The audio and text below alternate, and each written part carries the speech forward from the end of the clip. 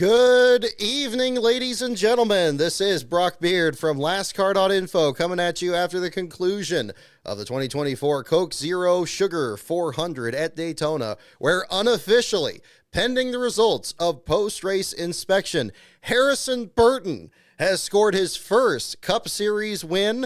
Screw the playoffs, screw the implications. I don't care if he's eliminated in the first round.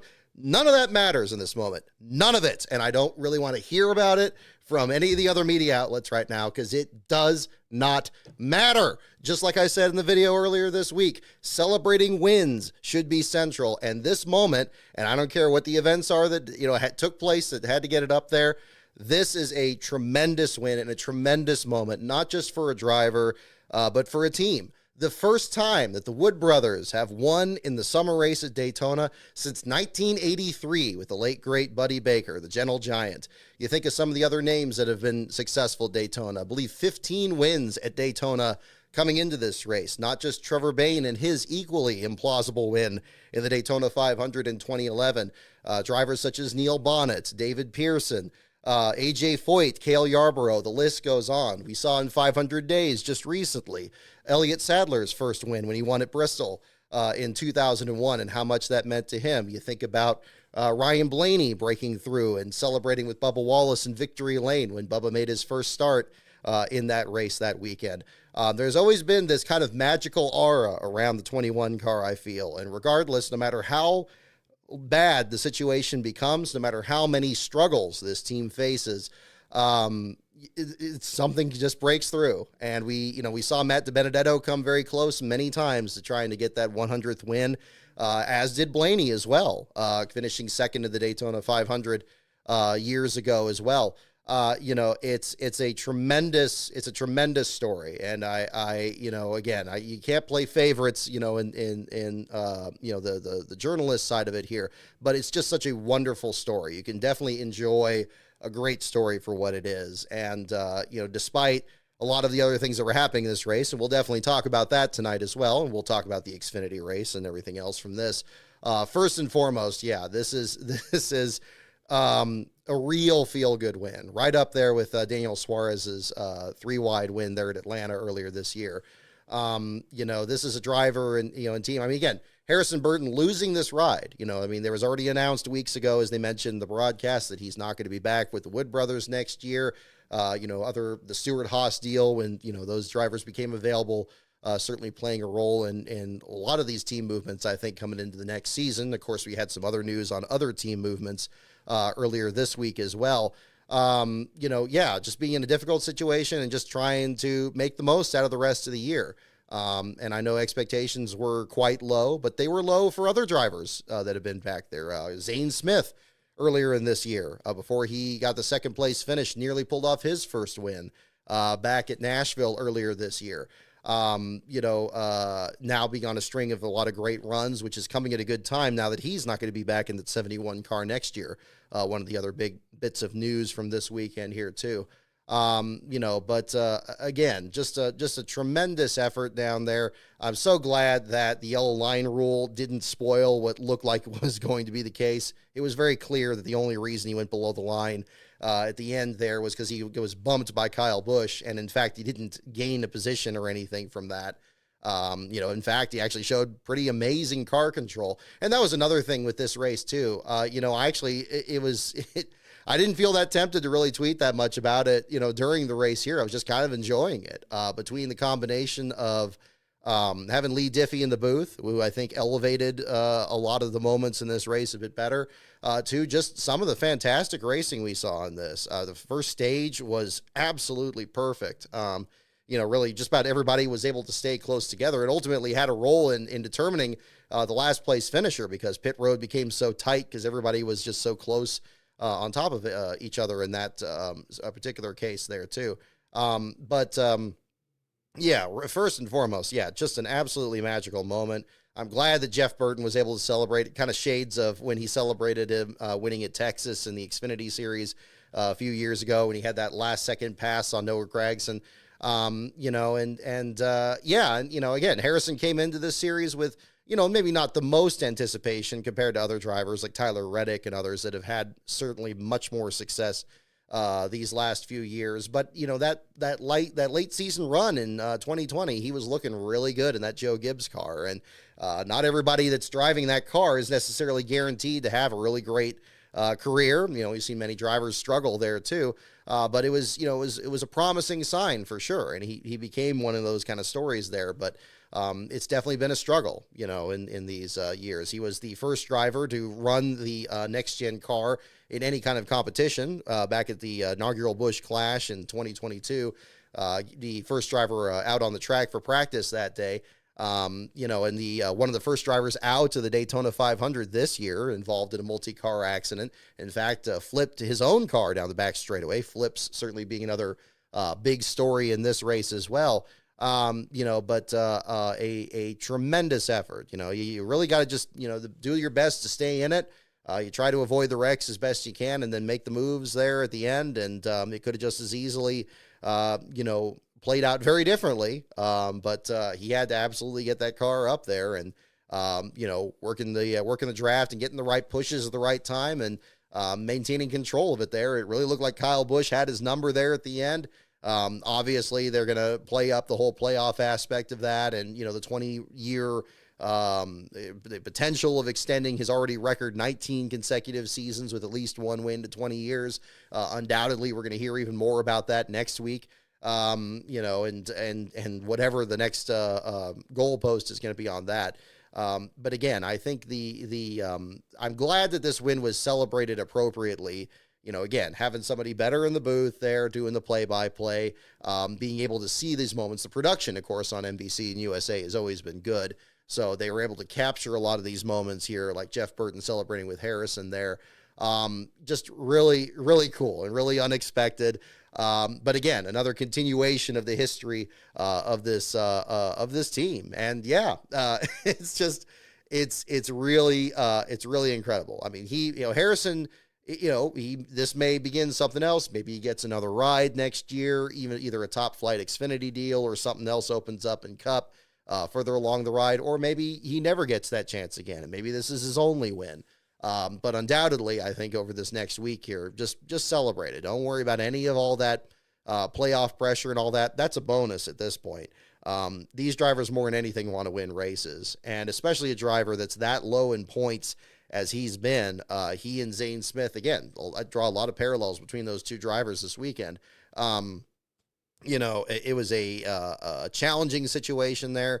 I think, drivers, can really question themselves being in that position. He certainly made a number of appearances on the last car page as well, in those 98 starts that he had coming into this race here. But again, first and foremost, congratulations to him and to the Wood brothers, their 100th win. Again, something that they've come very close to with Ryan Blaney, then Matt DiBenedetto and Paul Menard, not leaving him out of the conversation here too, especially with Menard being a race winner with Richard Childress before. And and now with Harrison Burton here too.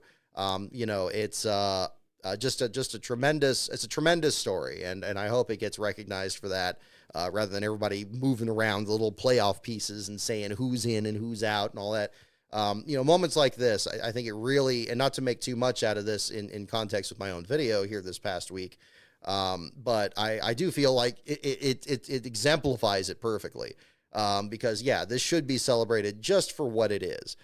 Let's just leave out the transactional element of it and all this other stuff here, especially when you know that there's going to be 4 drivers that are eliminated at the beginning and the playoff points and however all that stuff works out. That is a whole different conversation for a whole different day. That really shouldn't be happening anyway. You have a full season championship, say he's 34th in points, he wins this race, he gets moved maybe up to 32nd in points, but you still have a win at the end of the year. You have something in your back pocket that you can build off from the next season. You really need to make the most out of celebrating that moment when they come. I remember when Trevor Bayne won the 500 in 2011, they were changing plans. They said, okay, well now, you got to run for the full season and try to, make a real push here at the championship. They went out at Phoenix, and just a few minutes into the practice, he already wrecked a car in that moment. It's a very humbling sport. It can bring you right back to earth just as quickly as possible. And Harrison knows that. I mean, he's grown up in it with Jeff's family and seeing his Uncle Ward as well. and all the involvement they've had in the sport here. I mean, both of them have had high and low points there for sure. But just a really cool story, and I think right off the bat, it's one to certainly celebrate. I mean, the more you think about it, and what's great about it, like any real good story, the more layers of it you really realize, once you realize not just what happened, but the other consequences of it. Jeff Burton also won a Daytona night race, even though he was not really one of the top super speedway drivers. He did win a pole at the Daytona 500 as well. But Jeff won it in the 2000 running, back when they were trying the different super speedway packages back then, running one of the most beloved throwback schemes in recent years, that X-Side Lightning paint scheme, which Harrison himself drove in one of the throwback weekends in recent memory here as well. But then being able to pull off the win, and also, again, same kind of venue there that his father competed in. That's really what makes the sport special. That's the best part of it. So we did see some of the good moments and some of the rougher moments as well, and we'll certainly again, in the interest of all that, catch all of that here at the same time. But I mean, my goodness, it is a huge accomplishment, and I'm sure I'll be thinking much more about these different elements here at the same time. It's I mean, again, just look at the list of the past the Wood Brothers winners there. Neil Bonnet winning this race in 79, David Pearson in 78. I mean, there was a time where they just had a lock on this race, even when they didn't run the full season, which I think is something that's pretty incredible too. So undoubtedly, it is going to be first and foremost a tremendous weekend here, or a week really in particular, leading into the Southern 500, which itself has a long history with the Wood Brothers as well. But Harrison Burton started 20th in this race, led only the final lap, according to the unofficial results here. 40 lead changes there, a margin of victory of 47 thousandths of a second. We'll catch up on the little giveaway we had with Parker Retzlaff there as well. Retzlaff almost getting a runner-up finish in this race here, which would have changed things a little bit on that as well. Retzlaff showing in the 7th place finish. Interesting post posted by Racing Underdogs here as well, that there was apparently some messages communicated as to whether, Retzlaff being lined up behind Harrison Burton, but then, of course, the RCR technical partnership with Kyle Busch to the inside, and just trying to figure out how things are going to be moving there at the end. The inside line, Christopher Bell seemed like he had a good run to stay up with Kyle Busch there. Just didn't quite shake out there at the end. But Kyle Busch, your second place finisher, still looking for his first win of the season and looking to continue that streak. Christopher Bell in third. Cody Ware with a 4th place finish. Looked to be, really threatening for potentially even more. Again, kind of shades of that race in 2022 that Austin Dillon, or I guess what was it, 2022 or last year, where the rainstorm popped up and Austin Dillon pulled off the win there. Again, a tremendous run that Cody had there on a night where really both Rick Ware racing cars had fantastic showings here. Justin Haley was right up there as well, led several laps. Looked like he was going to be well on his way to getting a good finish up there. He and his teammate getting top 10s at the same time. Would have been massive for that team. It's still fantastic for Cody. Congratulations to him. But Justin Haley as well ends up collected in an incident and ends up back in the 32nd place finish there. He led 21 laps, got 10 points here for the finish. 21 laps led, so a fine showing for him. You think back to earlier this year in February and how much excitement the Rick Ware team had coming into this year, getting Haley, getting the sponsorship, and really saying like how much of a statement they wanted to make this year. And there have certainly been moments, especially with Haley, where they've had some really good runs, whether it's just advancing this team to being more of a mid-pack organization rather than towards the back of the field, gaining a lot of spots in the early laps. He certainly did that back at Kansas when we were covering the race out there, or just having some good finishes. I believe Gateway was one of them where he just had like a really solid performance out there. Very impressive. So again, it's unfortunate the results won't show it here, at least on Haley's side, but again, a great run there as well. Ty Gibbs also stays up in the points with a 5th place finish. Bubba Wallace in 6th, again, continues his series of strong runs at Daytona.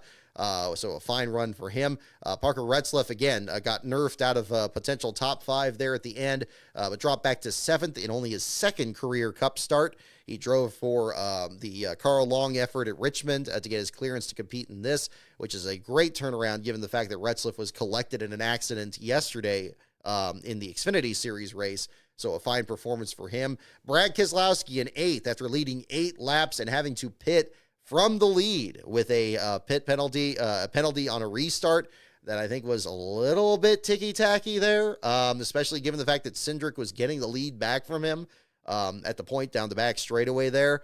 It's one thing, again, these things are always judged by just the closest to margins there. But, again, you have the person that's the leader, they spin their tires, they just get a bad restart. You have the restart zone set up the way that it is, but if he's not the first one to the line, things get, looked at that badly. Unfortunately for Keselowski, he found himself in a situation where he was so far back in the pack that he was nowhere near any of the accidents that happened towards the end and still got a good finish. But regardless, it spoiled what was looking to be a pretty solid night. You think back to February as well for him and how well Keselowski performed in the Daytona 500 and how fast he was there, only to get involved in an accident down the back straightaway that ultimately pretty much locked in the win for the Hendrick Motorsports effort in that deal there. Daniel Hartbrake, good old Daniel Hemrick, got 9th place out of this one, and Chris Buescher, Keselowski's teammate, the defending winner of this race, finishing in the 10th spot. Carson Hocevar, finishing in 11th after climbing up from 37th on the grid. Joey Gase's spotter, who I was listening to during the early stages of this for the last place battle there, was remarking at how well Hocevar's car worked through traffic, the fact that he was able to climb all the way through the pack and then drop back again, and just be able to advance whenever he could. Certainly a great build off of the Michigan race where he and Zane Smith got in the top 10. Fantastic run for him. Hocevar, the last place finisher of the Daytona 500, in fact, bouncing back from that. Ross Chastain looked to be out of the race after getting in one of the accidents there in the middle stages of the event there, coming back to finish 12th with what looked to be absolutely race-ending damage. I mean, the Trackhouse team really rallied there to get him back out there and almost got a top 10 out of it. I mean, it's a massive accomplishment. It kept them out of the lead there in this race. Obviously, if they got out front, they're going to be bogged down with that damage there regardless, but a fine showing for him. Zane Smith getting 13th. Following up his top 10 as well from last week, where he actually got ahead of Hocevar. Again, yes, we did get the news about Zane not being in that car next year, making way for this, what's now going to be the number 88 team over at Trackhouse there for Shane Van Gisbergen. Again, a difficult situation, but Zane is really putting out, the best that he can to show like why he deserves to have a good Cup Series ride and how much he's learned this season. He struggled tremendously at the beginning of this year. Looked like he was going to be a walk away for the last car championship this season, even with unbelievable parity. We still have 25 different last place finishers in the first 25 races. Still do not have a repeat one. In fact, Christopher Bell, I don't know if it's going to shake out since he got a top 5 in this one, may well still be the point leader in the last car standings. We'll find out about that once official race results come back from this event here. But regardless, a different outcome there at the same time. But Zane Smith taking home 13th. If he keeps up these runs through the late season here, knowing he's going to complete the year in the 71 car, that'll be something certainly to be watching here in the background of all the playoff focus that's going to be starting here very soon. Chase Briscoe and John Hunter Nemechek rounding out the top 15. Great run for John Hunter early in this race here. Climbed his way up to 3rd, then on the outside of the front row, ended up getting hooked into a spin. And luckily, in his particular case, the car did not get upside down, was able to get back out there on the track and finish in the 15th spot there. That was one of the positives there on this side here in terms of a lot of the changes that came about, especially after Corey LaJoie's incident at Michigan last week. And that's definitely another thing to certainly discuss here. Eric Jones, surprised to see him get 17th here. Obviously, there was a bit of attrition there with the last couple of incidents there. But Jones was hopped up on 2 wheels there in one of those wrecks there. It's still got the 43 car all the way from 40th on the grid to finish 17th. Austin Cindric back in 18th. Cindric led 15 laps. Looked to be recapturing the same super speedway surprise that he always has. Since really from the start when he was so good in the 2021 500. after the big wreck at the beginning of that. And then, of course, winning it the following year.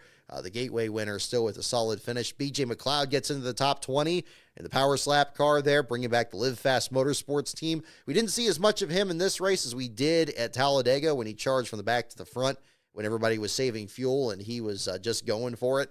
And Joey Gase rounding out the top 20 in a beautiful paint scheme.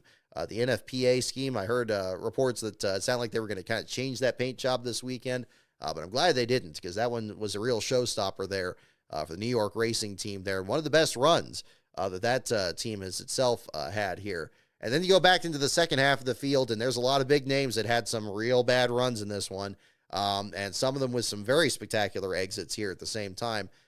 First and foremost in this segment, we definitely have to say I'm so glad that Josh Berry is okay, and Michael McDowell and Joey Logano as well.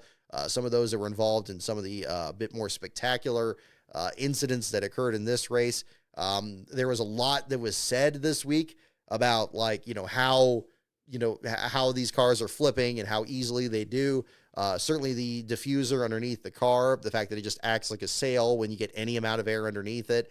It's going to be a problem, and anything that's going to be real easy for air to slip under is going to be something that's going to be able to get the car airborne. It's the same reason you have the roof flaps on the cars, but we don't really have anything answered yet for underneath the car at the moment. Obviously, the way the cars were developed over the years, they were making the underneath of the car about as smooth as they could with the truck arm suspension and everything else, but it was nowhere near what it is now.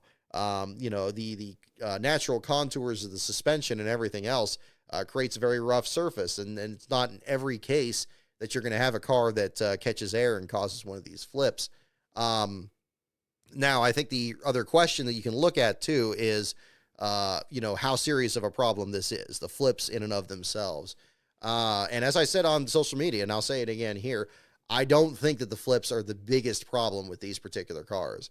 I think that historically, at least in recent years, when it comes to these cars flipping, that's not really, those aren't the most serious accidents. If we're talking about driver safety, I don't think it's the most serious issue. I think that when a car catches on fire, it's a very serious issue. I think that an 11 o'clock hit where a car suddenly stops, I think that is a very serious issue. I think that a situation where a car is skating across a large bit of pavement instead of grass and can't slow down, much like Kyle Busch's wreck in 2015 at Daytona, or Kyle Larson's at Fontana, I believe 2017, situations like that, those are the really serious ones, because those can be serious injuries. And luckily, we've developed a car that is at least resilient in some of those cases. At one point, too resilient. And of course, we had another problem that was also needed to be taken as seriously as it could have been, which is, of course, the concussions that were suffered by Kurt Busch and then other drivers along that same period. Tyler Reddick having concussion even at Martinsville.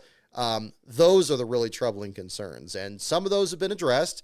We have seen the crush zones work a bit better with these cars. We're not hearing, at least, about concussions, and thankfully, because that was, a real scary time in 2022. Then we had the issues with the fires in the cars, especially fires in the foam, and a lot of, this shell game going on here about if the foam's flammable or not, or if it's just rubber collecting in the rocker panels. Like, oh, well, yeah, it just collects rubber and sometimes catches fire. It's like, no. We don't get to be casual about that. I think those are the much bigger situations. And we got a taste of that again tonight. Admittedly, a freak incident, but the incident that ended up resulting in your last place finisher in this race, being Daniel Suarez, was potentially a very serious fire. And I think the issue is how out of hand it got, or how it could have been way worse than it turned out to be. So as I described here at the beginning of this, we did have a race here with fantastic racing in the beginning, very low attrition. We had almost everybody on the lead lap at the end of stage one. So you had 39 cars coming down pit road. Now, this is, you may recall again, from 500 days, kind of similar to what happened in the 2001 500, at least at the beginning. Talking about having a lot of cars where you have low attrition, everybody's, standing right on top of each other. You got everybody crowded in there, and you're going to potentially have people running into each other coming into pit road. You could have people tearing up a transmission or any kind of situation there on pit road. And, even though there's a few fewer spots out there that aren't used because we don't have the fields as big as they used to be, it can still be a very tight fit for some of these cars, surprisingly so, despite how big of a track Daytona itself is.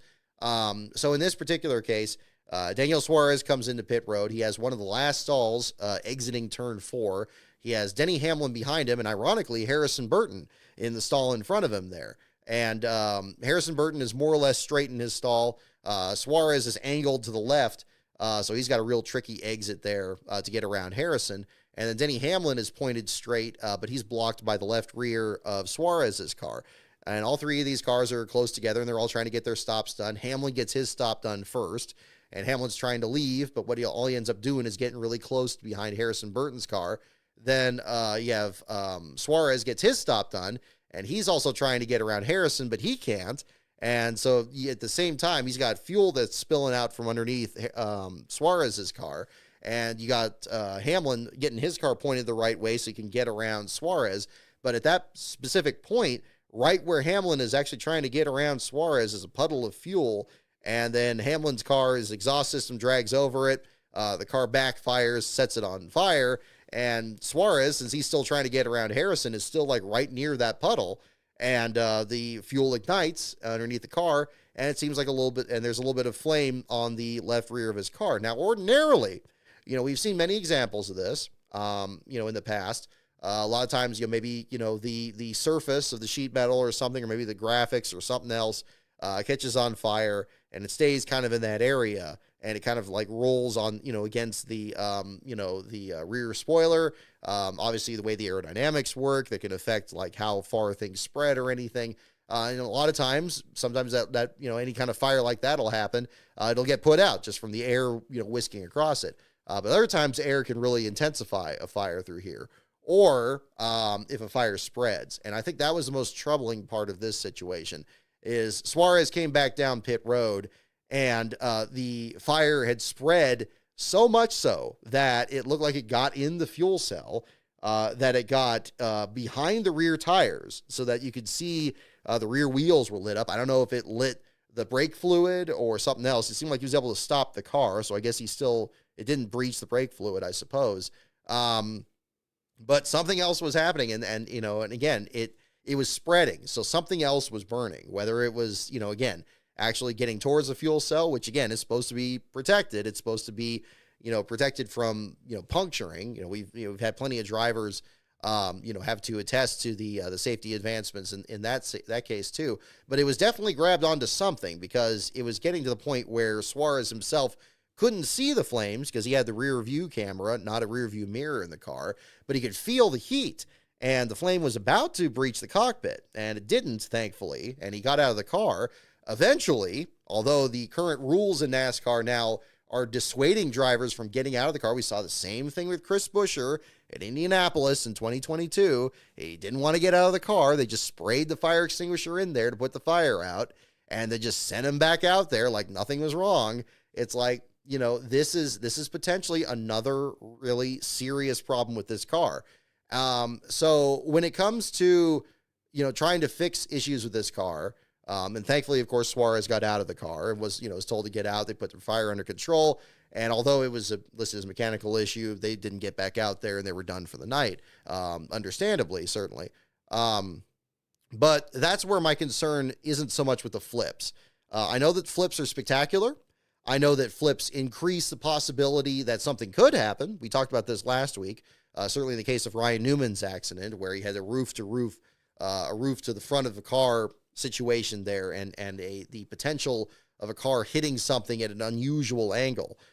Certainly we saw that with Josh Berry's accident, where the car was upside down and hit the inside wall. But what we saw with Berry himself is that he was fine. And even he, in his own words, said that it looked way worse than it was.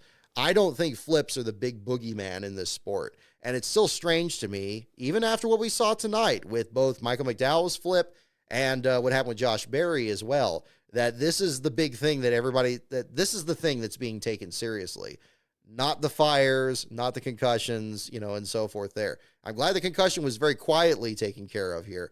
I think this fire issue, it's keeps popping up here, and I don't like how it's being presented. Even with this booth where you had Lee Diffie in the booth here and changing things up here, it still felt like, it was just kind of, and if it was a freak accident, it still needs to be figured out, because I still think that drivers would probably, I would think, and I don't think I'm speaking out of turn here.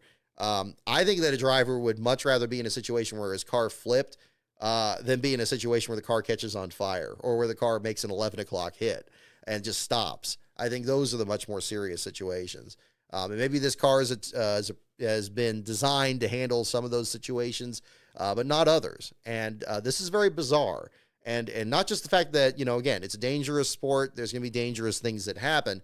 But there is such a point where, things go very differently. I think if you just look at the body language of Josh Berry after his incident versus Daniel Suarez when he got out of his car after the fire, you see that there is a difference there. There's certainly a difference in how it's being treated and how it's viewed. And I think that's very important. Again, I hope with Suarez's car, they figure out exactly what it was. If there's materials in the rear of the car that are flammable in the area of the fuel cell, then that should be changed yesterday. And it may just well be that this is just the first incident that we've had, in spite of all the laps of racing and all the crazy incidents that we've had, that has led to a situation that could potentially have this happen. But that needs to be fixed. Like, I would say that is highly unacceptable, and that absolutely needs to be fixed. And I'm not willing to just, again, I'm not going to be distracted by all these flips here to say that's not as important of a situation. I've heard, again, there's some good debate on this online. Some saying that both of them are equally unacceptable or anything. Again, I do think that they're different. I think in this case, historically, I mean, what a flip is now is not the same. I would say it's not the same as what it once was. Certainly in the case of, Davey Allison at Pocono, or even more recently, Tony Stewart at Daytona in 2001, where they suffered concussions because of limitations of the car, the fact that the roof would get crushed down, or the fact that, again, the way the track was designed in the case of Davey's accident.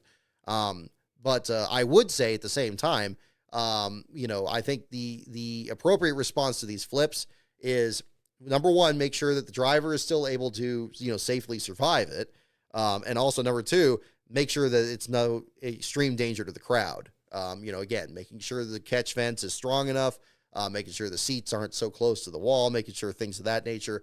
That's where that crosses the line into being something unacceptable. I think beyond that, it's simply just an aspect of the sport. These cars are going to go fast. And with that danger, if we're going to keep running at super speedways at Daytona and Talladega, whether it's a restrictor plate race, a tapered spacer race, or whatever you want to call it, there's always going to be the potential of cars getting airborne. And the best thing you can do is accept that is, you don't make it a situation where they're going to be more likely to flip. I think that's where a lot of the frustration is coming from. And understandably, because then, that increases the focus on the diffuser. And, there's already people that aren't crazy about the diffuser to begin with, including when a car beaches itself on a flat tire or spins out and then it does this damage to the underneath of the car and you're just not in competition anymore. Let the focus be on that, not the flip in and of itself.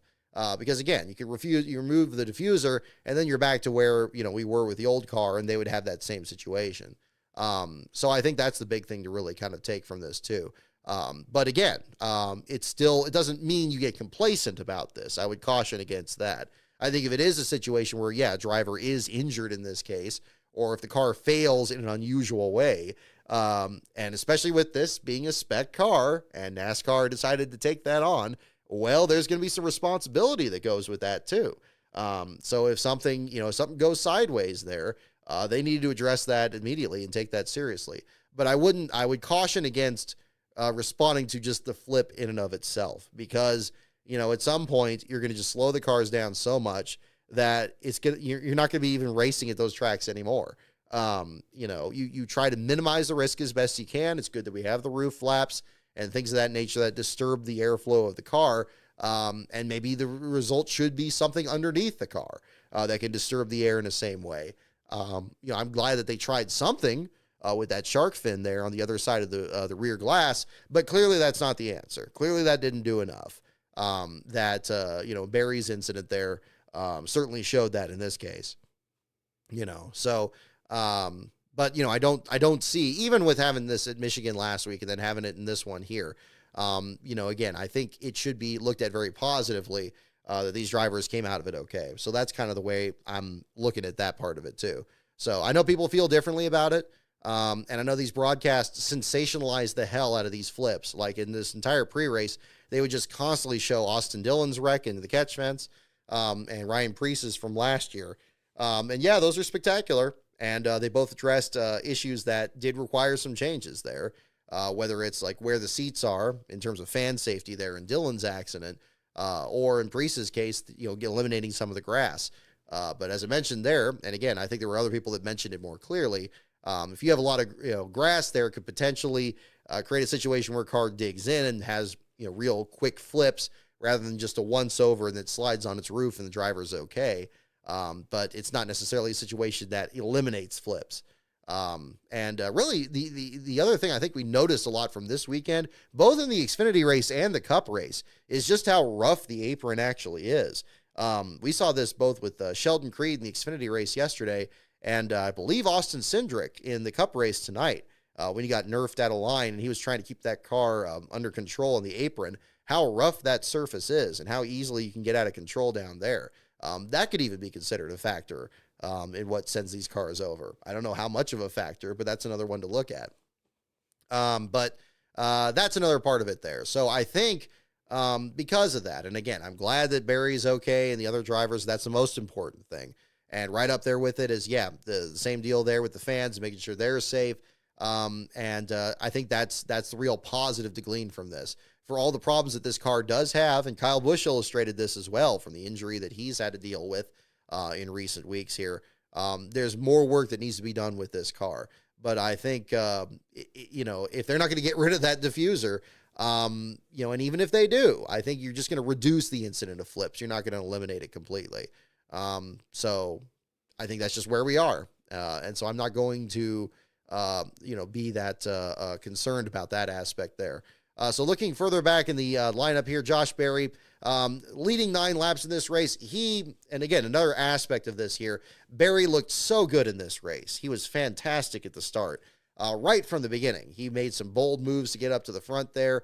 I know we saw a lot of the Stewart-Haas cars qualify very well for this race, but Berry easily had the best car of the group. He looked absolutely incredible out there. Looked like he had a real good shot at potentially getting his first win. Was still battling for that win when he did get involved in that incident there on the back straightaway. Unfortunately, gets a 26th place finish after leading 9 laps, but he's got to feel very good coming down to this stretch run. If he doesn't make the playoffs, again, the focus is trying to bring home another win for Stewart-Haas Racing before they close, especially in, I was about to say the flagship car, but I guess technically that's Briscoe with Tony Stewart's old number there in the 14. But regardless, I think that's going to be definitely the goal going forward from there. Another driver that looked really good but doesn't really have anything to show for it, Michael McDowell. After winning the pole, Front Row Motorsports, that's why I brought out this shirt here. Front Row Motorsports sweeping the front row for the first time in qualifying. McDowell getting the pole here, returning to where he was so successful both in this February's Daytona race as well as Atlanta, getting up there, being outside pole and the pole sitter on consecutive weeks. Fantastic effort for him. I thought he did a great job out there. He was right in the mix there when he got eliminated in an accident after leading 26 laps. Joey Logano involved in the same wreck there, finishing in 31st. He's probably had the most maneuverable car out there, very similar to what we saw to him and Keselowski back in the Daytona 500 earlier this year. Unfortunately, ends up in an accident as well when he slid into the side of McDowell's car and sent him over there. Glad that wasn't more serious than it certainly turned out to be. Good to see that it wasn't as hard of a hit into the door of his car as we saw with Ryan Preece and Kyle Larson a couple of years ago, where the frame was actually bent. Hopefully that gets looked at a bit more closely. It looked like it didn't get a lot of damage on the side of the car for McDowell, but I imagine there's going to be more examination into that. This is where the aforementioned Justin Haley ended up there. He ended up in the 32nd spot, eliminated an accident after leading 21 laps. A lot of drivers that led a lot of the laps in this race. ended up with finishes that didn't really give them much to show for it. Stenhouse looked good and ended up back in 33rd, led a couple laps himself there in the Kroger machine. The 2023 Daytona 500 winner back in the order. Corey LaJoie got damaged in an earlier incident there and then almost merged into traffic at the wrong time. I don't know if the broadcast mentioned it, but they certainly showed it, and I know social media picked up on it for sure. Very near another Kevin LePage situation there, with him sliding into traffic there, coming out of turn one, right as the middle of the pack was going by. I don't know what was going on there, but that could have been a very serious situation and certainly should have been addressed there as well. Your bottom five finishers, you end up getting Chase Elliott in 36th, Noah Gragson 37th, Denny Hamlin in the 38th, Ryan Preece in 39th, and Daniel Suarez rounding out the group there. Suarez, again, according to the racing reference listings, shows him out with a fire. Very interesting that really 2/3 of the race through, NASCAR still hadn't declared him out. They actually declared a lot of the other drivers out in the bottom five around that time, but didn't declare him out. I don't know if they finally did. I stopped really listening to the scanner the last 30 or so laps, but that was a different situation there. So it's unfortunate. We did have two pretty large accidents here in terms of car count that kind of dwindled the field there a bit. This car, you still are able to have situations where people are able to patch the cars back up and send them back out there. And in some cases, even like Ross Chastain, still have a decent finish out of it. But regardless, I think that there was a lot of really good competitive racing in this. I thought that Lee Diffie did a great job in the booth. I'm glad the drivers are okay after these incidents and Harrison Burton winning the race. This was a fantastic race and a solid broadcast. And it's just really enjoyable. And even the negatives, even the things about, again, the fire with Daniel Suarez, and again, any debates about the diffuser here on the cars, even though, again, I think the flips in and of themselves aren't really the story here. I think that the benefits far outweigh the negatives on this. And it didn't have to be a big crash fest, too. I think it was vindicating that a lot of the best moments in this race were the green flag runs. Didn't have to be a restart. Ultimately, of course, it went into overtime, and so we had to deal with all of that again. But some of the best racing that we saw in this was green flag racing and people, manhandling these cars and maintaining control of them. Again, Cindric's incident where he bounced off two different cars, caught the car back up and got back out there and still was able to go a bit further there before anything else happened. I thought he did a fine job out there. And he wasn't the only one. You had comers and goers. You had really competitive battles up front. You had 3 wide battles for the stage win in both stage 1 and stage 2. I know that, there was some interesting discussions here, both between the video this last week about the playoffs and on social media this week there about, being too negative on this channel here. But I can count tons of positives from just this race alone. And not just saying that. I mean, if this race went terribly, kind of like the Xfinity race did yesterday, I definitely have a lot to say about that. But that was not the case here. This was probably one of the best races of this year. Certainly one of the best races at Daytona. We almost had this in the 500. We really did. Before that wreck on the back straightaway there, when Bowman and Byron decided to just wad up half the field, not deliberately, but it just they ended up being the middle of that wreck and then ultimately benefited from it there. Before that happened, we were having racing like what we saw here, only then for an even bigger prize trying to win the 500. That was really exciting, and it was good to see that back in this one. There was a lot of intensity, and they put on a good show out there. And the Southern 500 will be interesting next week. Very different kind of track, very different kind of racing. And then, of course, Harrison Burton on top of it. That's about all you could ask for, really. Everything but a photo finish, and it was pretty close to being that with just 47 thousandths of a second there as well. So, again, pending the results of post-race inspection, we'll certainly find out about that. I'm seeing a lot of posts here about Bubba's post-race interview. I turned the TV off before I got to the interview, so I'll definitely have to check that out here at the same time. But I think that'll be a different one to certainly look at. Let's see here. Alrighty. And I want to kind of pull this up. We'll talk about the Xfinity Series race. We'll also do some show and tell here and some questions, some trivia questions here Yeah, I think that'll be really interesting to see what happens. Alrighty.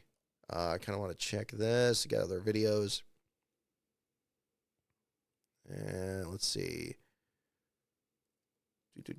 Just looking at Pockrass's page here as well. He's got interviews with Parker Retzlaff and others. We'll have to check that out there at the same time. Again, racing results do show fire as a listed reason out there for Suarez, which is unfortunate to see that become a bit more common here in the rankings. I believe only the fifth time that's happened in Cup Series history, at least for a last-place finisher. We've had other ones where it wasn't last place. It was some other kind of situation there. But that'll be the story there at the same time. Let me get, where did I put it? Did I get the Xfinity Series race here? So, yeah, the Xfinity Series race, a little bit different. Listened to that on the radio on the way back from work. Had a long day on Friday there, so I was kind of listening to that on the way back. Ended up being a very early last-place battle in that one, with Akinori Ogata taking the 38th spot there. Didn't seem to slow down at the right time for the replay there. It was his first start at Daytona, perhaps some nerves there at the very beginning, but when you had a bit of a stack up there after Jeremy Clements got spun by Jeffrey Earnhardt there on the apron of turn 3, it resulted in quite the stack up there, and you ended up having a pretty good-sized wreck with a number of different drivers there. Ryan Ellis and Gus Dean swept up in that as well. Ellis parked on pit road, and Dean's car having some kind of a failure on the back straightaway after, at least from what I heard on the radio there at the time. Tim Veens and Parker Retzlaff rounded out the bottom 5 in that one. Retzlaff swept up in a pretty hard wreck there in turns 1 and 2, which began his doubleheader of the weekend. Didn't start off on the best note there, but again, great run for him in the Cup Series race tonight. But your winner in that race, Ryan Truex, congratulations to him. A massive victory for him, leading 28 of the 102 laps. The driver that won at Dover earlier this year, and coming into, of course, his brother's last full-time season in the Cup Series. When is this guy going to get a full-time ride in the Xfinity Series? I think it's long overdue at this point. If Joe Gibbs is figuring things out for next year, I think he could do worse than trying to have Ryan go for the championship. He certainly earned it from bouncing back and forth between these different teams. That unsuccessful bid in the Cup Series for BK Racing a few years ago. Especially with his brother stepping out, maybe that opens a door for something else to happen there. Not in the 19, obviously that's already been spoken for, but maybe something in the Xfinity Series side that would be exciting to see. Chandler Smith in second, Parker Kligerman in third, Riley Herbst in fourth, and Ryan Sieg in fifth. Another great run for Sieg, but not quite that first career victory. Jordan Anderson getting another top 10 with crew chief Larry McReynolds atop the pit box, finishing in the 6th spot. Justin Allgaier in 7th. Sheldon Creed doesn't get second this time, finishes in the 8th spot. Leland Honeyman with another top 10 finish. He's having a great year in that Randy Young effort there. I think that team's decision to jump from trucks to the Xfinity Series, at least for part of their organization, has been paying off this year, and Leland getting his feet under him in a full-time effort for the first time. That's good to see. And Kyle Weatherman, I believe he was towards the back of the field in the spring race here at Daytona, seeing him get a top 10 for Mario Gosselin's team. Good effort for him. Let's see. Sam Mayer started last on the grid, climbed up to the 13th spot there. Cesar Baccarella, it was interesting to see him actually get some interview time. Unfortunately, it was a result of an accident there. Baccarella has actually had a career season of his own, even with a part-time schedule this year for Alpha Prime Racing, getting some top 10s or very close to them in that number 45 entry there. But again, a 29th place finish for him this time here, being eliminated the closing stages of that race there too. Some adversity for Austin Hill, being involved in the Akinori Ogata situation, losing several laps in the garage area after he cleared the crash clock, still ends up back in the order there, and so forth. But really, I think the most distracting thing from that, and the reason I was really being that outspoken about it during the on Twitter that night, is, again, the action there in that race. It seemed like the radio broadcast was really good. And I know I keep hearing from everybody, don't watch TV, listen to the radio. It's like, no, the radio's fine if you can't watch the race, or if you're driving, you can't be staring at your phone. I get it. But I don't want to give up on TV broadcasting. I don't want to give up on trying to encourage that art to improve. And I think we saw maybe not the clearest example of it. I was kind of hoping it was going to be a big difference this weekend. I think Lee Diffie definitely was good. I think the problem is, I think if there was an issue with Lee Diffie tonight, was, you could tell there was some storylines that were being foisted upon him that he maybe wasn't as interested in. Like, he would bring up the playoffs aspect, but I think that he was much more interested in what was happening in the race. Like, his voice would tick up when somebody else would like make a move, like when a third lane would form up and somebody was moving. I liked how he described, somebody else brought this up too, the colors of the cars and the sponsors, rather than just saying the drivers' names because the sponsors change all the time. I thought that was good. But whenever he brought up the playoff stuff, he just got bogged down in it. And that's where I just wasn't feeling it in the same way there. And I felt like even when he was describing the win at the end, he didn't even really want to talk about it, which was nice. Obviously, it's something very different from his experience in the IndyCar series. Not that he hasn't done NASCAR before. I remember when he did Watkins Glen years ago. But other races that he's covered there at the same time. But that was, if there was a criticism I would have from that, it would probably be that. But that's probably more the production rather than, his actual call there. And this was very different from what we saw in the Saturday race, or the Friday race. And that one there, when it had the old group there with Rick Allen and Jeff Burton, there were so many pauses. It just sounded really distracted. Whenever there was an incident, they wouldn't really respond to it. They wouldn't kind of stay ahead of the action. It was always like just a moment later, and there was just calling out numbers instead of drivers' names. It was everything else from that, and it just became that much more noticeable after listening to the radio. It didn't make it more comfortable, and that's the problem. Again, I think if people are really that much more encouraged to just listen to the radio, I can see where the temptation is there because, in that particular case, it was a massive, massive difference, and to the detriment of the broadcast, which is unfortunate because I think just like tonight, we had a fantastic race on Friday. I know I was saying earlier that there wasn't as good of a race. It's not really true. It was portrayed as if it wasn't a very good race, but there was tight racing in that one. You had some good battles. You had a couple incidents, but it didn't have to be anything big. I think it was at least it was a suitable precursor to what we saw in this race tonight. I think it was a very good event. But it just wasn't. It didn't. The booth just didn't bring out the very best in it. Everything was just, again, the transactional element of like who's in the playoffs and who's this, which is even sillier in the Xfinity series because they have even more races to go through before they even get to the playoff cutoff. So, like, what's the point in, leaning into that more? Just really remark on just this being a really competitive race at a track that, again, we're not going to come back to until February. Just live it up there, and then bring up who's having a great run and who isn't. The Anthony Alfredo one, I didn't anticipate that being so central in this discussion. But again, he bounced off the outside wall. He seemed like he was going to be out of the race. He walled it pretty good. But then he gets back up there in the top 10 and they don't seem to notice him for a while. Then finally, like the pit reporter and Jeff Burton start talking about him. And even when they talk about him, they don't mention the incident from earlier. They're just like, wow, he's having a good run. It's like, there's no permanence to other events in the race. And this is where, again, the race itself isn't being treated as the main thing. It's the playoffs is the main thing. And what happens in the race is just numbers moving up and down the board. What happens in the race? All the little moments, like, a pit stop that doesn't go right, or somebody spins out at some point, or, they damage their car and they're trying to, get the best run they can. Those are stories. And it may be challenging because you got 38 cars out there. But the great thing with the race is that, one by one, people fall out of contention. Maybe people fall off the lead lap. Maybe people wreck out or have a mechanical issue. Then you can focus on a smaller field of it. But you still got to have something to say, and that's I think what the big difference was. So I'm going to have to re-listen to the Cup race tonight. What I heard was very impressive. I thought it was a noticeable improvement, much like that other announcer that came into ARCA earlier this year. I would say it at least brought it to a neutral level. It did exactly the right moments. And there were some moments that elevated it a little bit, but we didn't have like that big signature moment. Unless, again, I need to re-listen to the finish because I know Lastbro and I were hooting over the TV just like everybody else was. And maybe we still had that moment there. That would be cool to see. But again, I think it was definitely a step in the right direction. And I think Friday's race was a perfect illustration of where we need to go with that for sure.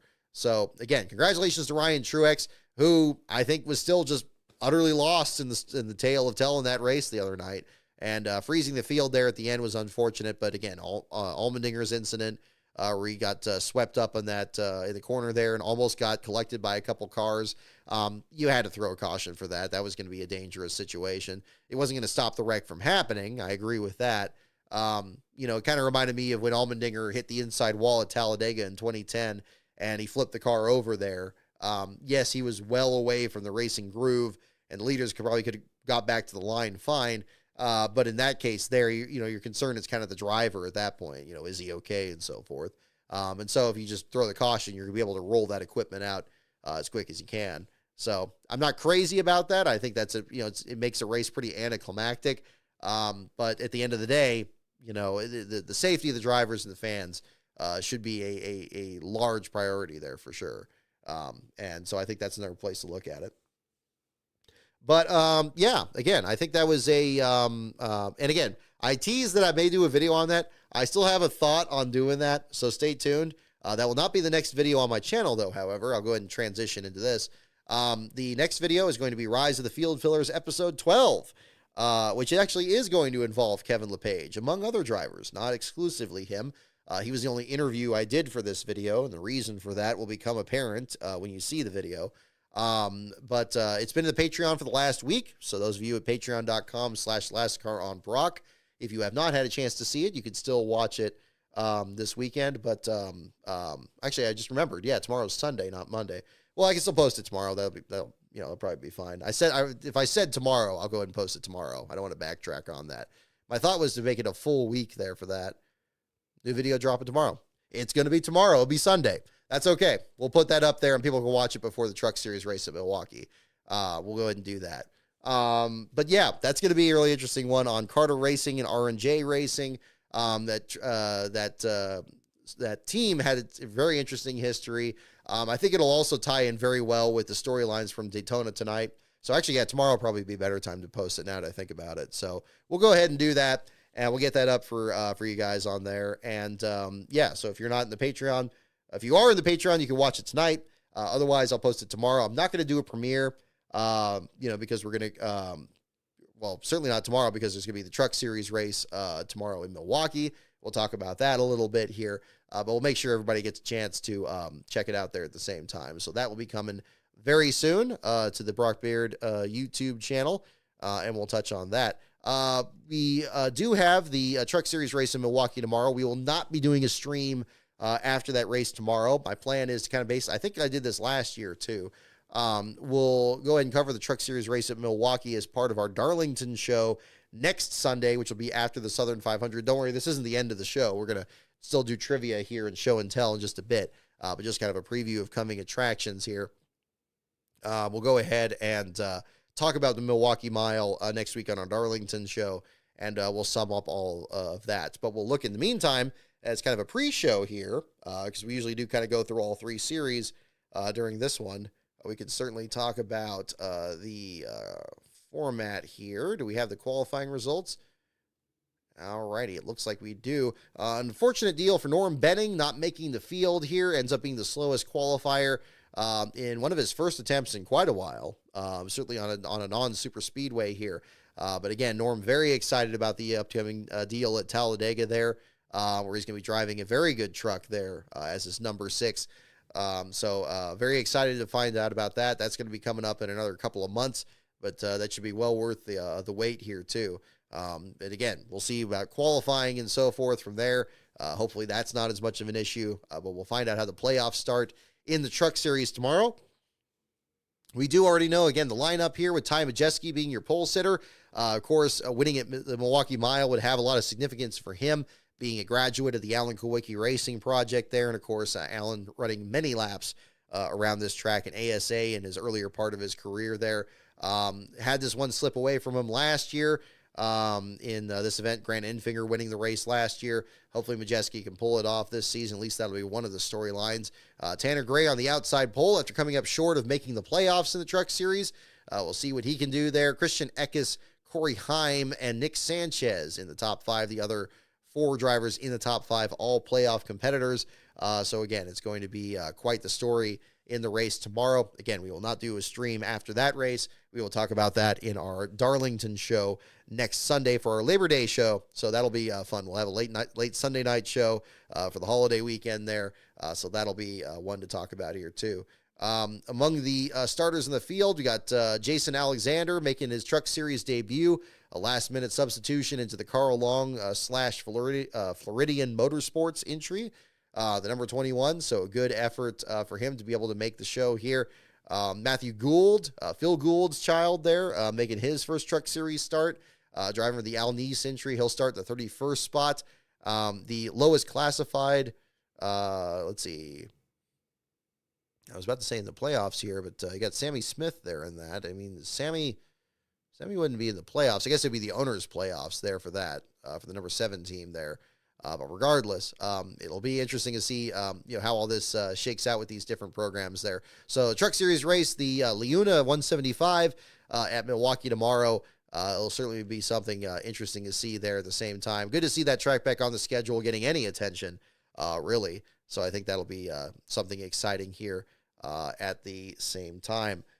So we'll do some trivia here at the same time. If you guys have any other questions or anything else I didn't cover from here, I know I didn't talk really a lot about Shane Van Gisbergen's deal there in the number 88. I got a lot of tweets from Dave Moody this week. I don't know what exactly I did to get on his radar here, but good discussions. I mean, no problems here.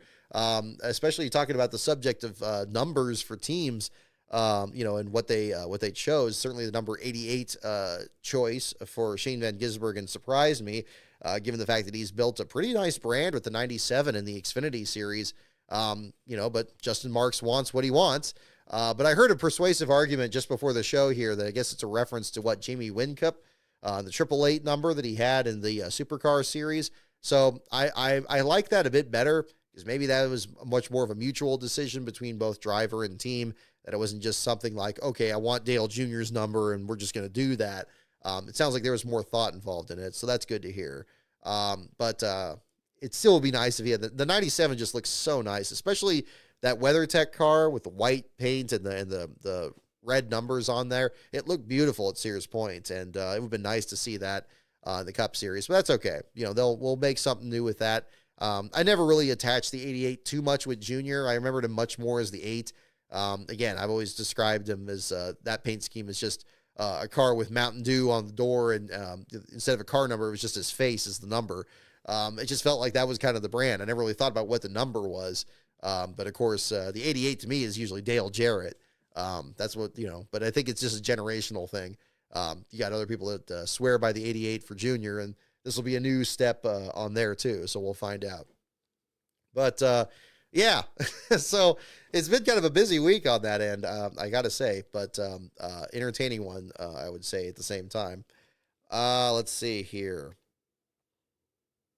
We'll go ahead and do some trivia questions here for those of you sticking around. We still got 120 people here. Thank you so much for tuning in. I know you have many choices when it comes to your post-race show, but thank you for sticking around. We'll do some late 90s trivia questions. And again, any questions you have here from the week in racing that I haven't covered yet, feel free to drop them in the chat. I'll also browse the chat from here earlier. Oh, goodness, Michael, I got to read your super chat, too. Thank you so much for that. We'll get into that. So let me know in the chat which category you'd like. We got the categories here are drivers with NASCAR, pits, teams, tracks, drivers, and the wild card. So go ahead and let me know in the chat which category you'd like. Once again, NASCAR, pits, teams, tracks, drivers, and the wild card. Definitely let me know, and we'll do some questions here for this part of the show here as well. Oh, Alex Heimberger. Yeah, interesting comparison. I almost tweeted about, it seemed like the bad luck for the 6 car at Daytona there with the changing lane penalty you're right, that David Reagan had in 2011. Although he did come back to win the summer race. That's what stopped me. I was like, okay, well, wait a minute. Yeah, Reagan won that race. So is it really that bad luck there? But that's another one to kind of look at the same time. Yeah. No, I think Lee Diffie was solid, so we'll have to definitely check I want to re-listen to this broadcast for sure. I'll probably play it in the background while I'm finishing the article here, so we'll kind of check that out too. Alrighty. Let's see here. Kind of want to check this out. Alrighty. So Michael Jensen, thank you again so much for the super chat. $20 on this one here. So I definitely want to get this on here. Burton was in the top 10 for most of the race. Nice to see him finish the deal. Also, great runs for Ware and Retzlaff. The NBC broadcast hasn't sounded that professional since Bestwick and Benny were in the booth. Very good points all on that, Michael. Thank you so much for the super chat as well. Completely agree. Yeah, Burton had a great run out there. I didn't notice that he was in the top 10 most of the race. I will admit I wasn't really watching him in this event here. It seemed like there was a lot of, back and forth here. I was kind of focusing more on people that were kind of staying up there, again, Josh Berry, Joey Logano. Even Kyle Larson had a couple moments, which was very surprising given how terrible he usually is at super speedways. It's kind of been his kryptonite here, at least in the Cup Series here. But yeah, absolutely agree. And thank you so much for the super chat there as well. Burton did a fine job out there. We're waiting to hear on post-race inspection. I'm glad the yellow line rule didn't snipe that away. That would have been highly unpopular, I think, even with getting Kyle Busch the win that way. I think Kyle probably would have rather that not happen that way for him either. But this is another way to certainly look at that. Let's see here.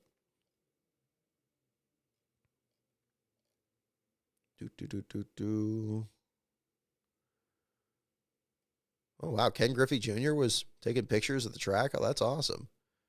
It's amazing how many people come out to take photos of the track and everything there. That's really impressive. Awesome.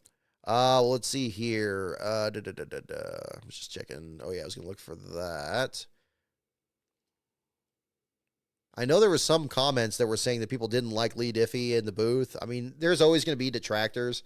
Again, if people's frustration is like over an accent or anything like that, I would kindly remind you about people like David Hobbs, people have visited Sir Jackie Stewart as well. Did great commentary for racing, iconic, really. I think they both did a great job, and they were very different personalities, and I think you should have different personalities in the booth to kind of get different viewpoints on it. I think that the problem a lot of times these days is a lot of people just kind of sound the same, or they don't complement each other. They don't bounce off each other very well. But Lee Diffie is undoubtedly a motorsports fanatic, and he enjoys the excitement of it, and he wants you to feel that. And I like that he's done that. I said this at the time. I think that the one real problem is that getting Lee Diffie out of IndyCar I hate that had to happen, because I think he's done a wonderful job picking up where the likes of like Jim McKay or Bob Jenkins or Paul Page have covered the Indy 500. He's done a great job adding his own spin to that and continuing that legacy. I think he does a fantastic job, the way he plays off the other commentators there. And I'm really going to be excited to see how Lee does in these coming weeks here. I want to pay much closer attention to what how he performs, because I think the more comfortable he gets back into the NASCAR frame of mind, which is very different from other sports, I think that's going to be really exciting to see. So I certainly wish him the best of luck on that too.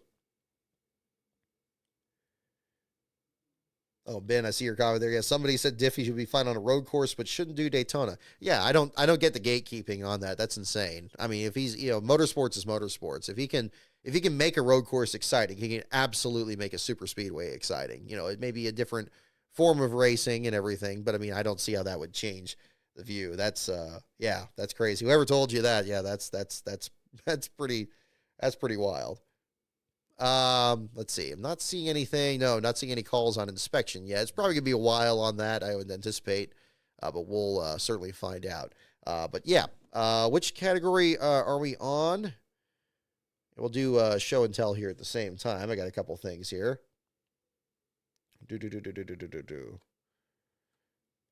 Alrighty. Yeah, I can't get over how exciting that race was either. I see your comment, Desert Fox. Absolutely. Yeah, really enjoyed it. Let's see here. Kevin Lee is just as good as Diffie. Yeah, that's a fair point. Kevin Lee is good. I mean, again, there's a lot of talent out there. It's just a matter of, I mean, it's the one aspect of it. I've always said that they're very inflexible on, and I get those are prestigious positions.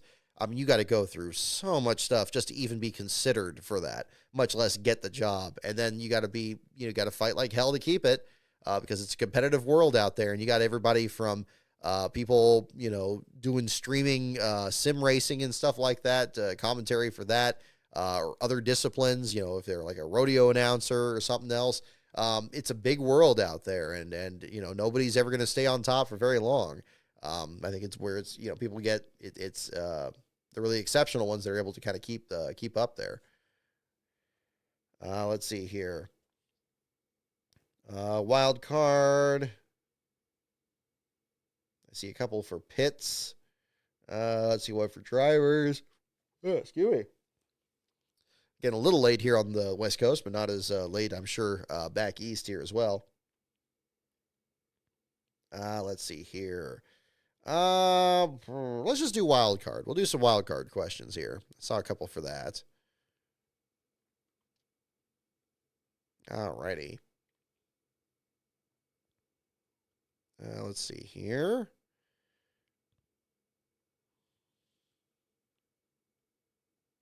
Let's see. Alrighty. Here's the first question here, folks, in the wild card category. What divine racing legend was born in Bethlehem and raised in Nazareth? There we go. It's an interesting way that they phrase this here, but working on the wordplay here. What divine racing legend was born in Bethlehem and raised in Nazareth? So really think about that one. That'll be the first one in our question on this one here. Joshua, you plan to start doing live commentary to local short track? Absolutely. Hey, try for it.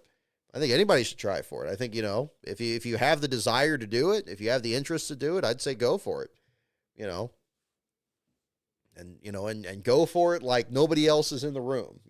Just don't be shy about it. I see a lot of people that do like YouTube videos and stuff, and I get it. Maybe in some cases you're in a small apartment or you got roommates or something like that and all that. You got to really just set that stuff aside, because otherwise you're going to sound like Jimmy Johnson did in the broadcast tonight, and where he's talking so quietly and so calmly. And I know that's the only way he talks, but I can't tell what the hell he was saying in this whole race tonight. But yeah, you just kind of go for it, and that's what it's all about. I guess it's for John Andretti, Mario Andretti, Michael Andretti. We got a lot of Andrettis. Okay, here we go. What divine racing legend was born in Bethlehem and raised in Nazareth? In this case here, pretty much if you guess Andretti, you're right. But in this case here, it's at John Andretti is what we're going with. It did go with John. So 611 Hornet, you got it there. But pretty much, yeah, I think pretty much all the Andretti family. Well, I guess Mario was born overseas, but and immigrated here. But then you can still have that whole deal. Yeah, I mean, again, it's unfortunate with Jimmy in the booth. I mean, I didn't really talk about this, but it's not every driver is a great commentator. Jeff Gordon, I was surprised, was not a very good commentator. I thought he'd be great at it. But he just couldn't set aside the Hendrick bias. He's just going to talk about, he's going to talk about Chase Elliott. He's going to talk about Alex Bowman or whoever else. And then everybody else is just everyone else. And you got to put that aside. It was a great decision for him to take the job over there at Hendrick Motorsports. He just, he couldn't turn that down. I thought that was a great idea. But other drivers too. Ernie Irvin was very like that too. He had a very cool, kind of quiet voice, very excitable personality, very exciting driver, very accomplished driver.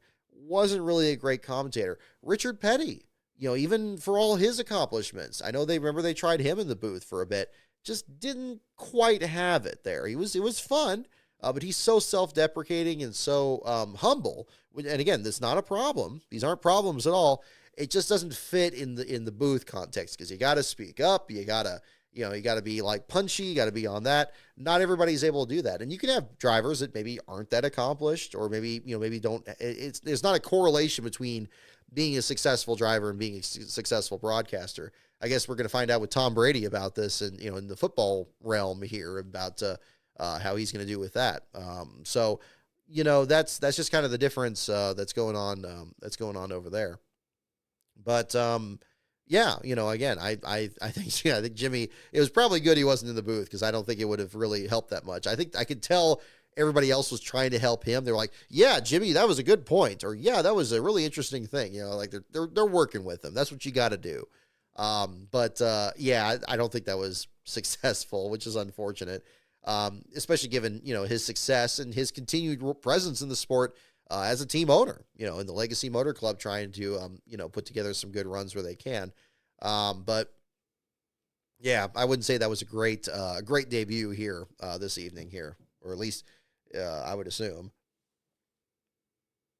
Yeah, Rick Mass and Neil Bonnet were great. Kyle Petty was great. Wally Dallenbach was great. I loved Wally Dallenbach. I thought he was just call out when somebody did some really stupid stuff. That's what you really need to have. When somebody does something really boneheaded, or when a call comes that doesn't make any sense, you need to have somebody that calls that.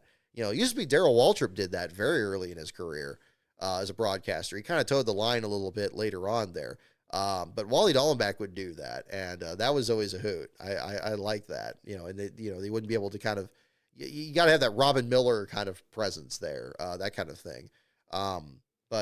Yeah, you know, Neil Bonnet, kind of the same thing. Yeah, I mean, very professional. I mean, he was a bit more soft spoken too, but Neil somehow, he would get up on the chip though when he had to. He was always very, very cosmopolitan that way, which I thought was always very impressive.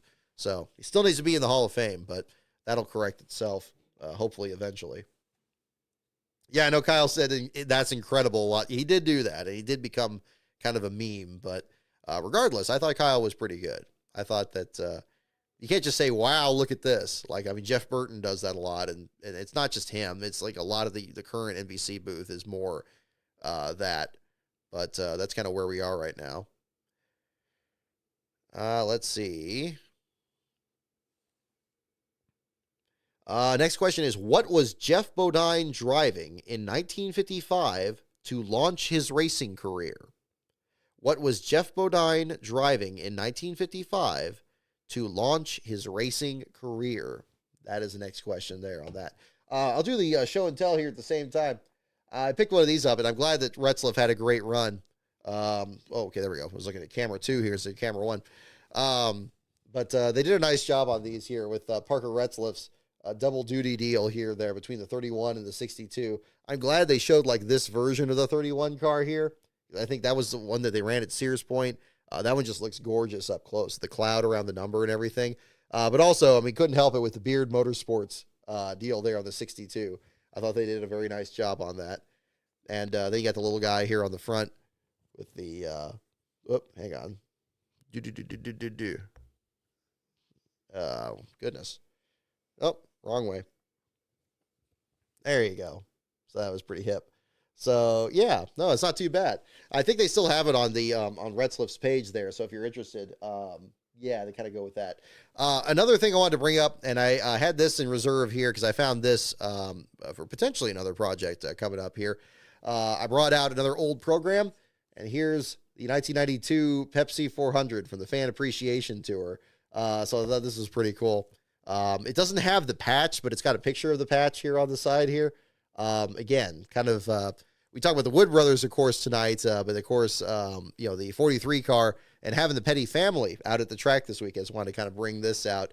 It was great that they, you know, had Richard, again, even the pre-race was good for this. You had Richie Petty, and Mark Petty and the rest of the family out there. If you haven't checked out their YouTube channel, definitely check that out. They're even selling shirts from the old Winston Cup water car they ran in the early 90s.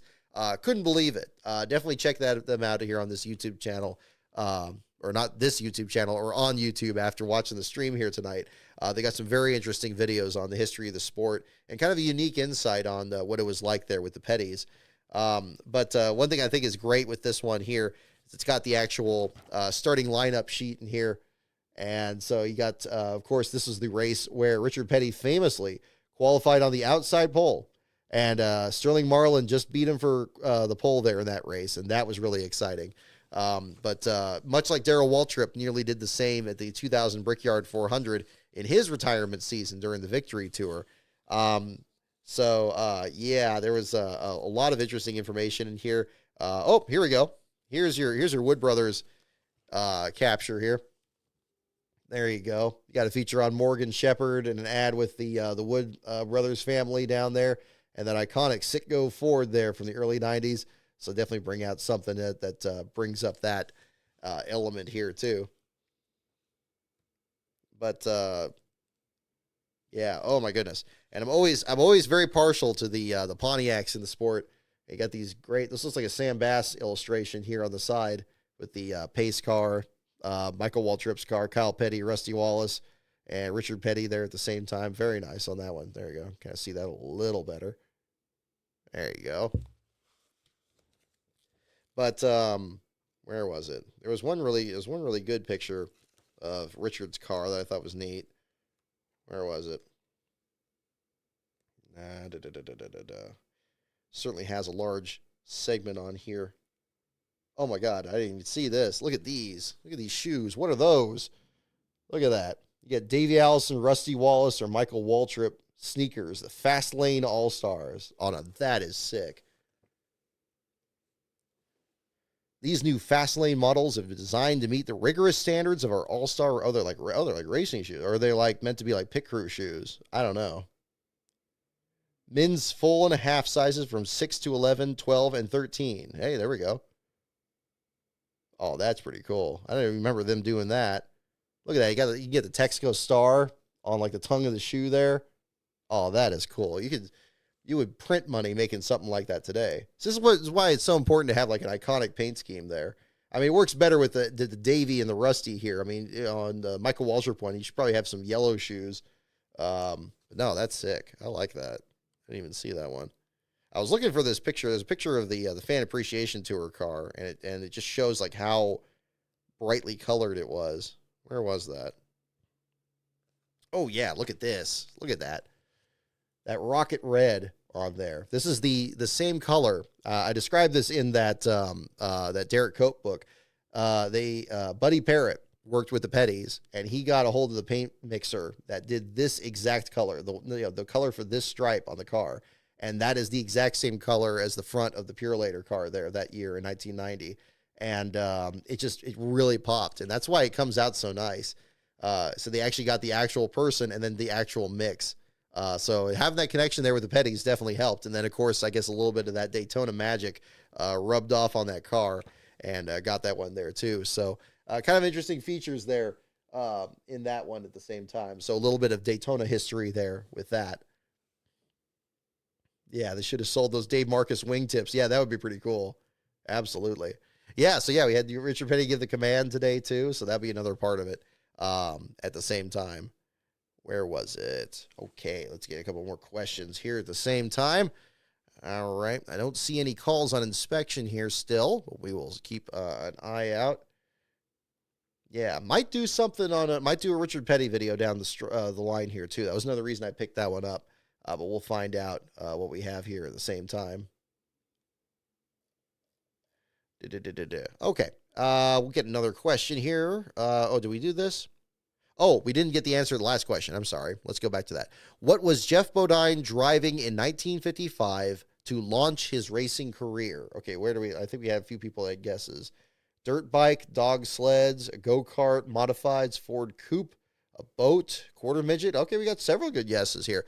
Definitely recommend, again, Dominic Aragon's book there, To the Limit. Let's see, I'm sorry, not To the Limit. I was thinking Tim Richmond. All of it, rather, the Jeff Bodine biography there. It's very good. I need to finish a review on that in the near future here, because it was he took a very interesting view, a very interesting approach to writing a biography of it, which is a bit different from the way I've approached it there in the past. And it really helps the story because Jeff Bodine is such an outspoken figure. So if you haven't checked it out, definitely recommend it. Let's see here. What was Jeff Bodine driving in 1955 to launch his racing career? The answer it gives is micro midgets. Micro midgets. So 6'11" horn, you're pretty close with quarter midget. But yeah, micro midgets is the correct answer on that one. So there we go. Have we seen a 2311 or Jordan brand shoe collab yet? I don't know if we have. I know we've had paint schemes based on legendary Jordan shoes, which is awesome. I was wondering what took them so long for that. I thought they were going to start doing that in 2021. They really didn't start doing that until they got the second team here. But I'm glad they're making up for lost time. I mean, again, when they have like special edition shoes, or like they have the pit crew wear them or something like that, I mean, that's going to be awesome. I mean, everybody's going to want that. I've never really been that big into like basketball shoe history. I used to wear those like wear some, I don't remember ever wearing Jordans, but I wore like, some brands like I don't know, BK Knights or something like that, something way old school or something. I don't even know if stuff like that even exists now, but yeah, they're just more comfortable. I just got big feet. I wear size 13, so that just kind of lends itself for that. Let's see. Yeah, micro midget was the answer. That's kind of a weird one. Yeah, is that a really big RC car or something? That's a good question. Micro machines, that would be a good guess too. Charles Peterson, I like that. There's never a bad time for micro machines. I know they've made new ones of those, but the old school ones are they're just peak 90s, and it's just, fantastic. I remember seeing those back in the day, and they're always great. And they had such a bizarre collection of stuff they made. Maybe I'll do something on that one of these days. Who knows? By the way, I didn't mention, I really enjoyed Derek Cope's appearance on Dale Jr.'s podcast. I actually learned some stuff from that even didn't come up in our interviews for the book. So that was really cool. And he seemed to really enjoy it. And I was glad Jr. shared his thoughts, where he really hadn't really been in touch with Derek, but he knew Bob Wickham's son. So they had some kind of connection there, because I've seen Jr. wear a Derek Cope shirt, and I always wondered if there was like some kind of a thing, because obviously Earnhardt wasn't happy about how he lost the 500 in 1990. There's a quote out there about, look, he didn't win it, I lost it, and so forth. And I wondered how deeply that went, or if he just put it out of his mind. But if there was any animosity there, it didn't really extend to Junior, for sure. So that was interesting. And he seemed, they put together a good interview. I listened to that earlier this week, and if you haven't checked it out, I'd recommend that as well. Alrighty. That was a little bit too easy. Let's try this. Here we go. Now, again, keep in mind, this is the late 90s, but here's the question. How many laps are run in the IROC event at Daytona? So we're thinking 98, 99, that era. I'll read that again. How many laps? We're looking for a number. How many laps are run in the IROC event at Daytona? That is the question.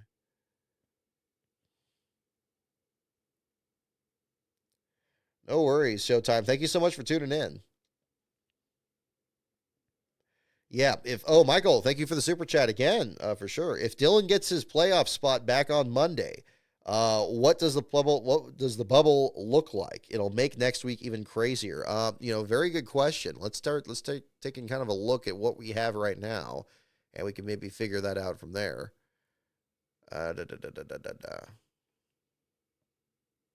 So Harrison Burton has kind of jumped into where, Austin Dillon would have been in this 13th spot there in the playoff points, with Truex 58 ahead of the bubble, and Ty Gibbs 39 ahead, and then Chris Buescher 21 ahead of Bubba Wallace, who is now 21 points out, and Chastain now 27 out, after being very close. I think Chastain was like very close, just barely in coming into this one here. So again, a bit of a shuffle there. I mean, certainly if you get another winner in there, if you get Austin Dillon jumped in there, probably into the 13th seed ahead of Harrison Burton, right away you're going to have Chris Buescher bounced out, I would imagine, because you just by the number of spots. And then there's an 18-point gap between Buescher and Gibbs, so that narrows that up quite a bit. And then if you got 18, if we're taking 18 points off of Truex, then I guess that brings that down to 40 points above the bubble with just the Southern 500 left.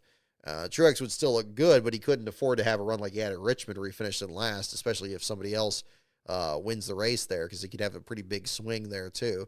So, it would undoubtedly change it. I'm not holding my breath that that's going to change. It would be very surprising if Dillon's thing has changed. Now watch, you could clip this and then, we get the news on Monday that it did change and then we're going to have to go back on it there. But I'd be very surprised if it didn't. I mean, it sounded like, they changed the penalty for the spotter.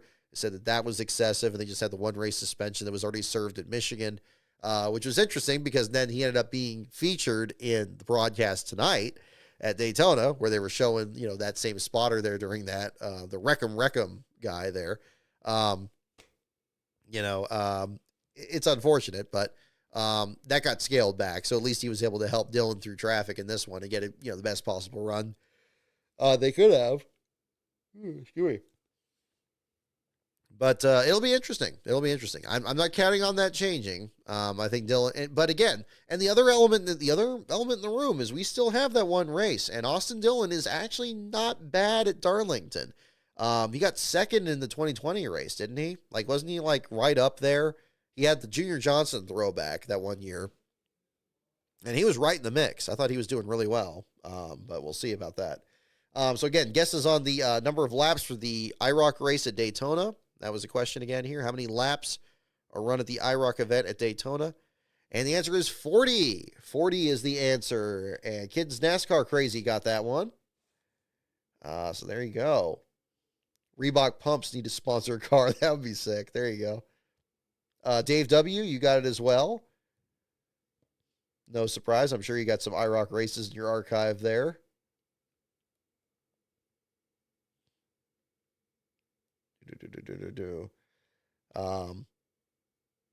Yeah, it's interesting to see how many more voices are coming in on the story of all these gimmicks in the sport here, and then trying to clear things out, maybe return back to a full season format here. Obviously, you had Slap Shoes already had his video on the dam breach, the dam of legitimacy crumbling here. And then there's my video, and now we got Urinating Tree coming in to doing a NASCAR video again just today, talking about it. These aren't the only examples, not by any means, but they're the ones I've noticed, or at least ones I'd watched more often there. And undoubtedly, we'll probably get some more videos down the stripe here too, and we'll find out what the story is going to be on that. But it's interesting to see it get discussed a lot more. Actually, that was the other thing I got into discussion with Moody about this week, was about the point system, and then, how, the winner in the regular season gets the 15 stage points and all, or the 15 bonus points, and they factor into the, the playoff standings really well, but that still doesn't change the fact that the year 15 drivers catch up to you. But again, interesting debate. He and I don't see eye to eye on, a lot of things in the sport there. But, again, I'm not going to, go away from a debate there, because it's still worth discussing. Because again, you can get a different viewpoint that, maybe helps kind of inform things a little bit better. So that's another way to look at it. Let's see. Maybe not that one.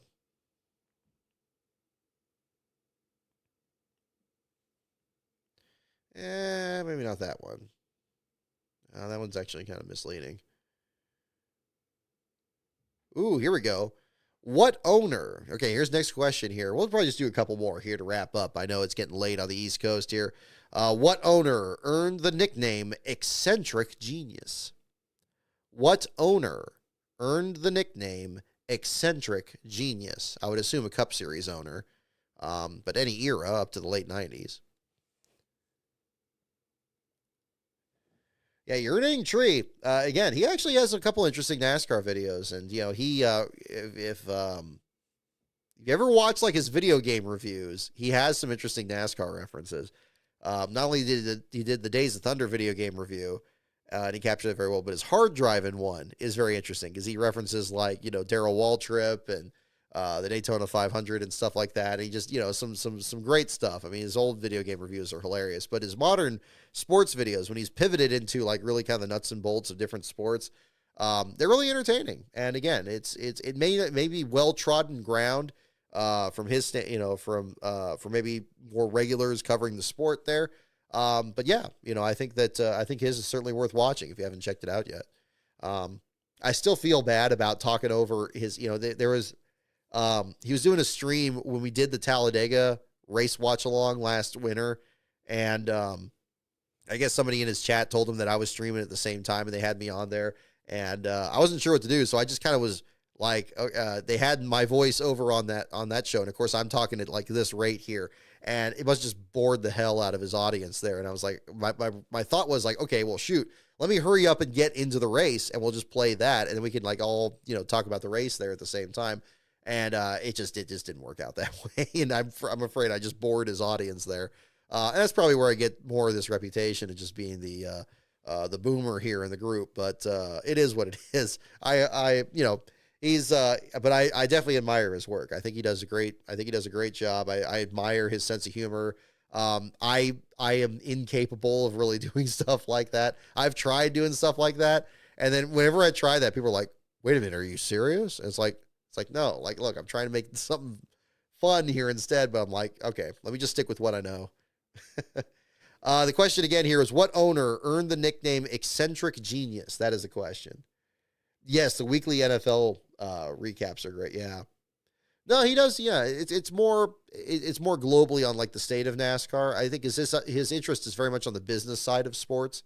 Which is again, it's an arena all its own, really. But yeah, I love his football reviews. If I can't watch Red Zone or something like that, I definitely check those out. Kind of boil the stories down.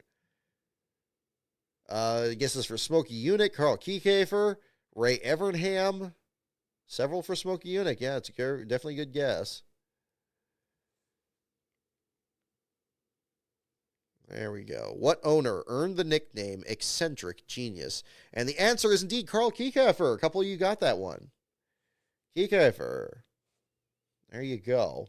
Oh, Charles, thank you. I didn't mean to be sounding like fishing for compliments here, but yeah, that's I am definitely on the older side of it there, but yeah, I'm still just 42, so there you go. Goodness, let's see here. Past Tech, okay. Do we have a call on that? We can go ahead and jump into that. Let's do that. This would be a good one to follow to the end. There it is. 1 minute ago. You are correct. Bob Proctor's treating a tech is complete. Burton is the winner. Period. That is it. No cars to R&D. No loose lug nuts or anything like that. There it is. Harrison Burton is locked in the Wood Brothers 100th win, and they're fantastic. So there you go. We'll tell you what. We'll do one more question, then we'll wrap it up here for the evening here for you guys. So we'll go ahead and do that. Let's see. All righty, here we go. Last question for the evening, folks. Who became NASCAR Winston Cup champ in a year he drove with a broken left hand? That question again. Who became NASCAR Winston Cup champ in a year he drove with a broken left hand? That is the last question for the evening. Barry's car to R&D, says Jayski. Okay, cool. Well, that's good. I mean, I imagine they're going to do that. They should really take Suarez's car, too. I don't want to make too much out of that, but I think that deserves another look. Because that was a very bizarre situation. Steven Toronto tweeting here just a few minutes ago. First win for John Wood as the head of Wood Brothers Racing, and his first trip to victory lane since he won a truck race at Martinsville in the fall of 2003. John Wood earned both of his 2 career truck wins in 2003 en route to a 5th place finish in points. There you go. He earned this one, says John Wood there at the finish. Wow, fantastic. There's going to be a lot of stuff to still dissect here. Goodness. And born October 9th, 2000. It was really cool. I think, I'm trying to remember. I know I've probably interviewed Harrison before. I think I have. Gosh, I know I saw him at Sears Point this year, but I don't think I talked to him. Gosh, I'm trying to remember. But yeah, that just blows my mind. Because I remember October 2000 like really clearly. I was like in high school at that point. So there you go. But it is what it is. Time goes on, and then you get these new people in there. Who became NASCAR Winston Cup champ in a year he drove with a broken left hand? That is the question. Yeah, Matty D at Bristol in 2017. That was a big moment. I guess it's for Rusty, Cale Yarborough, Terry Labonte. All righty. She has several guesses for Terry Labonte. Let's see what we got here. Who became NASCAR Winston Cup champ in a year he drove with a broken left hand? And you are correct. The answer is Terry Labonte. Terry Labonte is the correct answer. So a lot of you got that. Jude Fernandez, you got it. Kiski or Emski. You got that one there as well. Charles Peterson Jr., absolutely. That man 527, it's Matt 23. There you go. Absolutely. All righty. Well, that will about do it for the show tonight. So thank you so much, everyone, for tuning in. My website is lastcar.info. My Patreon is patreon.com/lastcaronbrock. My Twitter feed is @lastcaronbrock. Stay tuned tomorrow for a new video on this channel right here. The next episode of Rise of the Field Fillers will be posted in the morning. We're not going to do a premiere. We'll just go ahead and just post that one up there. And then tomorrow we'll have the Truck Series race at Milwaukee. There will not be a show after that race. We will do a wrap-up on that race as part of our Darlington show, which will be next Sunday night after the Southern 500. We'll talk about the Cup Series and the Xfinity Series from Darlington, as well as the Truck Series from Milwaukee, and wrap up the action there. The article on Daniel Suarez will be up later tonight at the lastcar.info page. So a lot that's coming up here in the meantime. So again, congratulations, Harrison Burton, John Wood, the Wood brothers, everybody involved there, Dex Imaging, their sponsor, a massive night for them. Yes, crazy evening, and a lot of really intense racing. I think this was a lot of positives from here too. So I think this is going to be really interesting. And we got a big event coming up next week with the Southern 500, coming back to another crown jewel race. And we'll find out what the story is going to be from there. Will we get a 26th consecutive different last place finisher in the Cup Series and completely shut out the regular season? We will find out. So have a great week, everyone. Thank you so much, everyone, for tuning in. And I'll see you all next time.